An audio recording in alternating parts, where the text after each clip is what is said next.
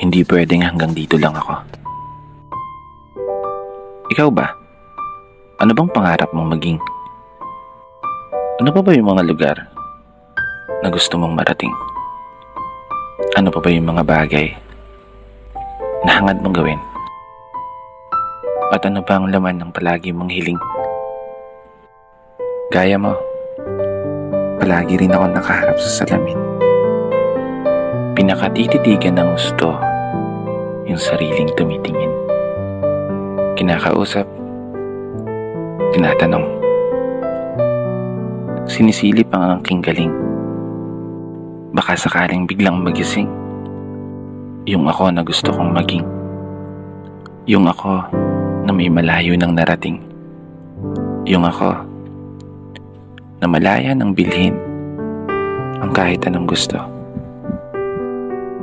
Sariling bahay, sariling sasakyan, sariling negosyo. Isang ako sa katauhan ng isang tagumpay na tao. Isang ako na tumama sa loto. Hindi naman tumataya. Pero seryoso, ang sarap siguro ng buhay natin, no?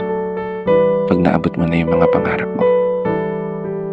Kapag nagawa mo ng mapasa kamay lahat ng mga hinahangad mo sa mundong to, at magiging isang kwento na lang yung kung paano at ano yung mga pinagdaanan mo. Isang kwento na maibabahagi mo sa ibang mga tao.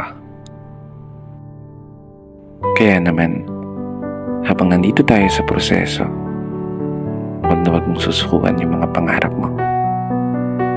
Kapag dumating ka man sa punto, palagi kang talo. Umarap ka lang sa salamin at tignan ang sarili mo at subukan mong tanungin, hanggang dito na lang ba ako?